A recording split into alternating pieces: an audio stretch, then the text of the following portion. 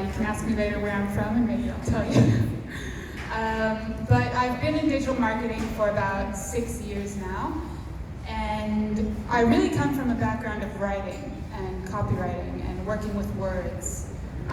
So the way that I approach digital marketing, which is such a big term and there's so much inside of it, it sounds so big and scary for many businesses. The way I approach it is from a very, very basic perspective. And a lot of the things that I'm going to describe to you tonight are things that you can actually do yourself, and I actually recommend that you do yourself. And then there are some things that I recommend that you find someone professional who will do that, but who will do just that, and not, these fluffy, huge packages that agencies are marketing all over the place.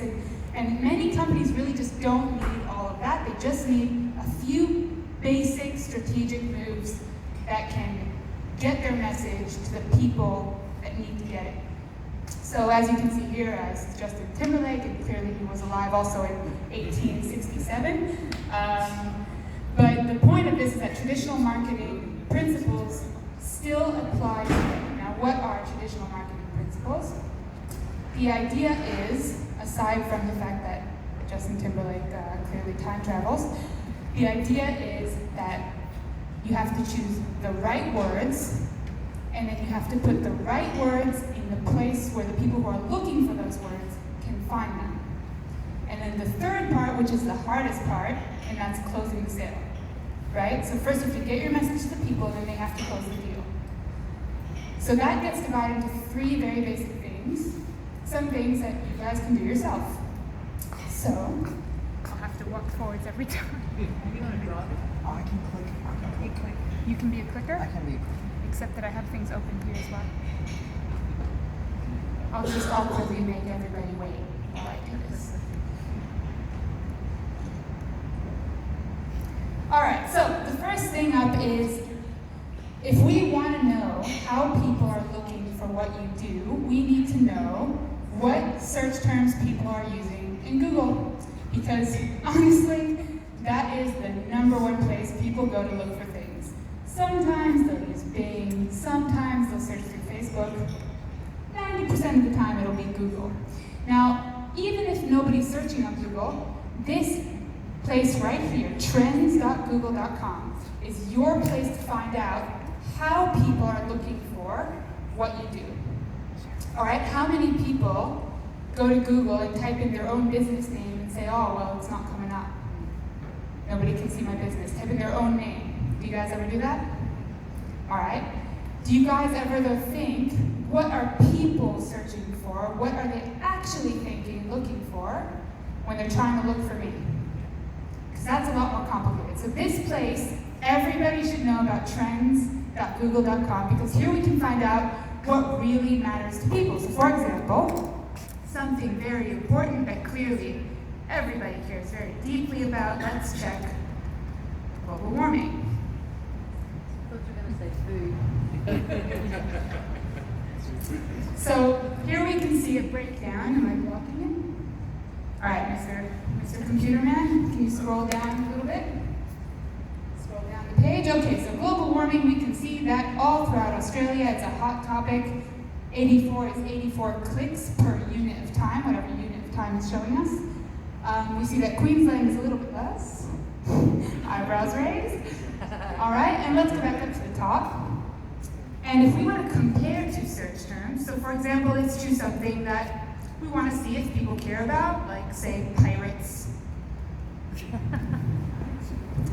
So sometimes we don't, it's really kind of crazy what we think people care about and what people are actually searching for. As you can see, it's clear that people are searching for pirates a hell of a lot more than they're searching for global warming.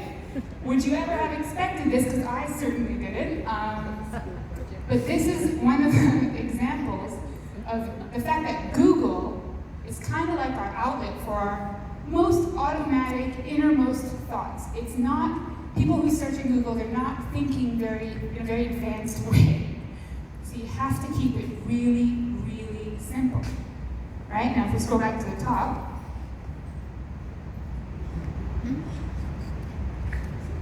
Because some things really are just simply universal, right? Some things are just the simplest things, and they're just universal. So, the first DIY tip that I recommend to everybody in this room who has a business, go to trends.google.com and start searching some of your keywords. Now, I'm going to say the word keyword a lot. It means a word that is kind of like a core word of your business. And it's not necessarily what you think it is. It's going to be what the people think it is. It's going to be what people write in your reviews. It's going to be what people write in your competitors' reviews. It's going to be the things that your competitors who are bigger than you and they've hired some massive copywriting agency to write their bio, it's going to be what they wrote in their bio.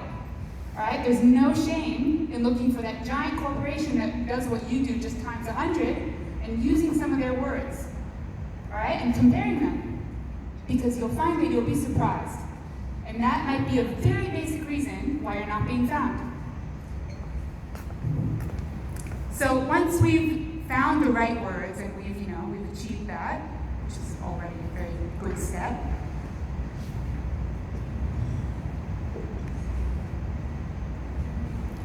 All right, the next step after that, sorry for my awkward pausing, is this magical thing right here.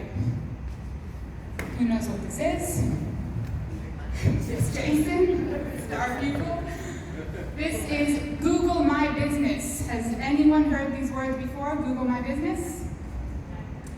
What I've discovered in Rocky, which I think is a beautiful thing, that most companies actually have this, but they don't remember ever doing it. But they have it, and it does need to be done. Someone has to have done it, but nobody remembers doing it.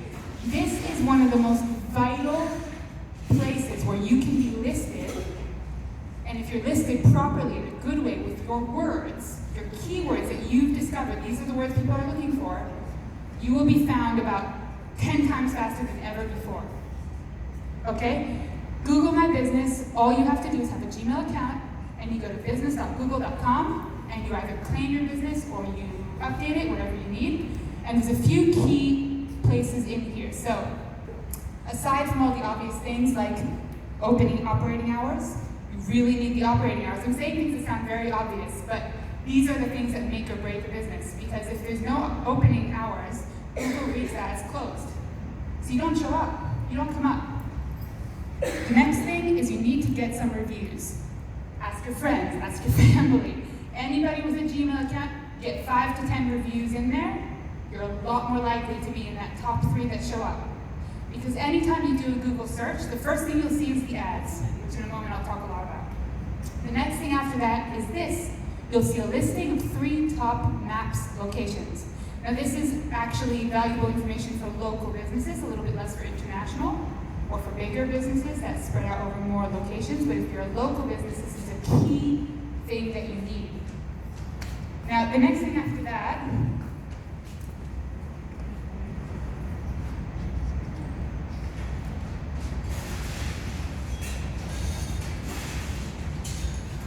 okay, so you've got your Google Maps, and you have some semblance of a website, and you have your words.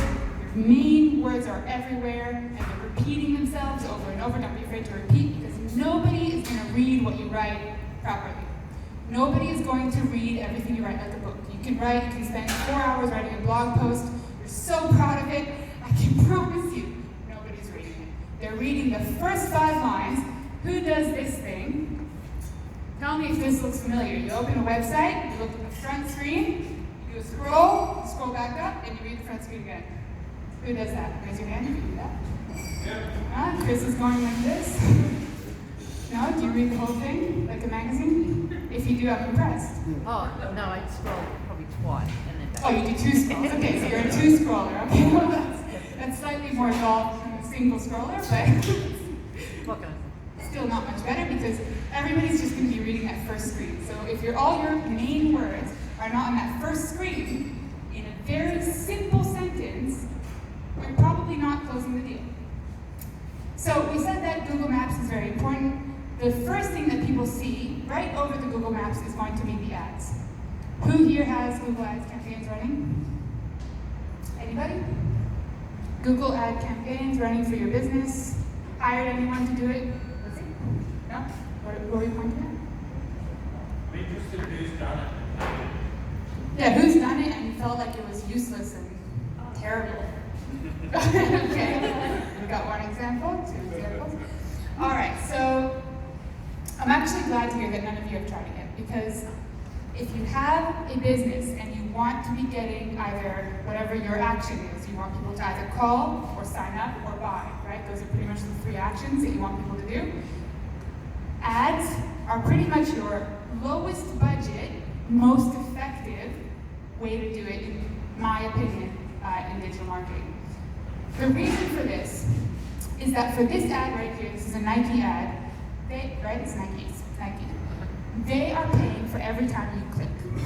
They're not paying a regular retainer. They're not paying, anything monthly. They're just paying per click. Now, what is this cost based on? Well, I'll give you a hint. It's words. You're basically buying the cost of these really important words that everybody's competing over. I get really excited over that because I think that's really freaking cool, because we're all paying for the value of a word. So Nike, let's see if we can guess what keywords Nike is paying for. So shop the Nike official store for all new Nike sneakers. Shop Nike sneakers for your sport and all-day cushion comfort. Yell out one word that you think they're paying for. What's a keyword? You think they're paying for Nike? They're probably not actually paying for Nike. Like, they might be, but that's actually not their highest cost keyword. Sneakers. Sneakers may be their highest cost keyword. It is the most relevant. It is exactly what people are looking for. Now, what would make you click on this ad? What is the one reason that you would click on that ad? It's the first one. It's the first If one. you're looking for sneakers. It's the first one. It's the first one, but what if you're not looking for sneakers? What if you're looking for sandals? You What wouldn't if- search for sneakers. You would only click if it answers the exact question that you asked Google. You would only click if it answers that exact question. And then when would you buy? You would only buy if it takes you to a page where on that first page, it answers your exact question and gives you a one-click option to seal the deal. Because I like to call it the two-click rule. People don't like to click more than twice. People get very bored, like to move fast, and they don't want to go searching through a maze of a website, even if it looks super impressive and it has all the most amazing effects. They don't want to go searching. The people who want to go searching, they exist, but they're a smaller percentage, right? So if you're doing Google Ads, the way to make it work, and it's actually kind of amazing because we've been doing this I walked into ISS off the street about, 7 months ago, and I said, you guys look like you could use a digital marketing department. And we started to develop this concept with Google Ads and how to make it work. And I've just been really impressed with the results because it really just does work like that. Fact is, if you have an ad that answers one small, very specific question, just about sneakers, not about all of Nike's services, not about Nike in general, just sneakers, and it's going to go to a page that only talks about sneakers. That's the trick. Now that trick can be applied even if you don't want to use Google Ads, even if you don't want to pay for it. You just have to make sure that anytime you do a post, anytime you open a new page, anytime you do anything, make sure it answers one really clear question, and that the first section answers that question and gives someone an option to make it happen. If that's a phone call or a message or whatever it is. And these are just the really, really simple basics, right? Now, there's a lot of words that people use. They'll say SEO, which means search engine optimization. That just means getting you higher up on Google. The bottom line, there are a lot of ways to do that, and it does depend on your budget.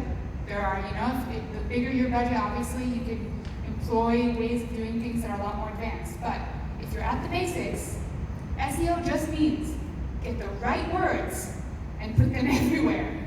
Just put them everywhere in a really clear way, and your rankings will go higher. Now, the way for that to happen, that can take up to a year, because Google's bots, they're kind of slow. They take a while. Everything can develop slowly. But if your website has what's called an SSL certificate, which means that your website is not a scammer, it really belongs to you, and that costs about $200 a year if you have that, and if you have good writing with the right words, there's no reason why you shouldn't be climbing higher and higher and higher just on its own. And ads are the quickest way to get to that top, because ads just put you there, right? I can give you just an example that happened to us recently, because Jason came to me, I think it was a month ago,